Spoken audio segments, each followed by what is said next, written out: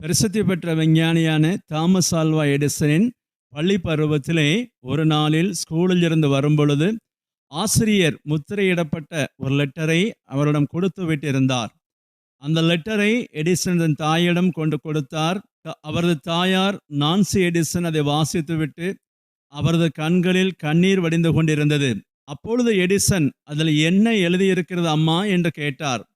அப்பொழுது அவர்கள் கண்ணீரை துடைத்து கொண்டு சிரித்து கொண்டே அவரிடத்தில், இந்த லெட்டரில் என்ன எழுதியிருக்கிறது என்றால், உங்கள் மகன் மிகவும் புத்திசாலியாக இருக்கிறான், ஆகவே அவனுக்கு கற்றுக் கொடுக்க திறமையுள்ள ஆசிரியர்கள் எங்களுக்கு இல்லை, தயவு செய்து நீங்களே அவனுக்கு வீட்டில் வைத்து கற்றுக் கொடுங்கள் என்று எழுதியிருக்கிறார்கள் என்று சொன்னார்கள். ஆகவே அவர்கள் ஆண்டவரிடத்தில் ஜெபித்து தன் பாரத்தை எல்லாம் அவர் மேல் வைத்துவிட்டு அன்று முதல் தன் மகனுக்கு பாடங்களையும் நல்லொழுக்கங்களையும் வீட்டில் வைத்து அதிக அன்போடும் பொறுமையோடும் கற்றுக் கொடுக்க ஆரம்பித்தார்.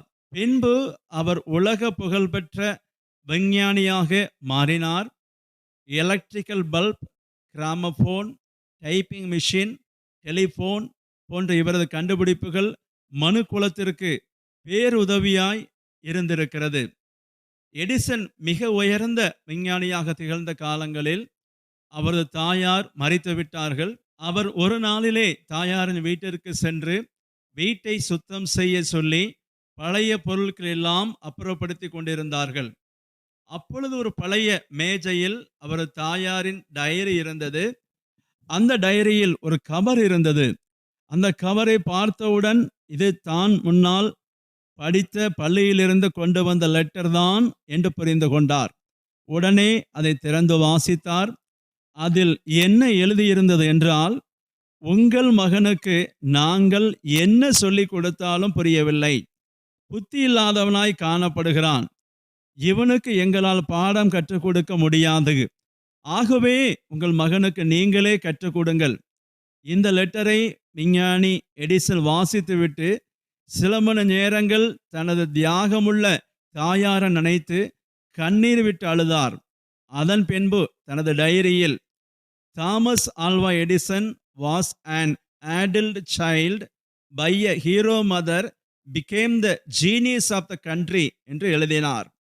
ஆகவே ஆசிரியர் தினமாக இன்று பெற்றோராகிய நாம் ஒரு தீர்மானம் எடுத்துக்கொள்வோமாக. நாம் ஜெபத்தோடும் பொறுமையோடும் கண்ணீரோடும் நம்முடைய பிள்ளைகளுக்கு நமக்கு தெரிந்த கல்வி, ஆவிக்குரிய காரியங்கள், மேலும் குடும்ப காரியங்களை கிறிஸ்துவுக்குள்ளான ஞானத்தோடு பொறுமையோடு கற்றுக் கொடுக்கும் பொழுது தேவன் நம்முடைய பிள்ளைகளை ஆச்சரியப்படத்தக்க விதமாய், ஏன் உலகமே வியக்கத்தக்க விதமாய் உயர்த்துவார். கர்த்தர் தாமே நம் அனைவரும் ஆசீர்வாதத்தை நடத்துவாராக. ஆமென்.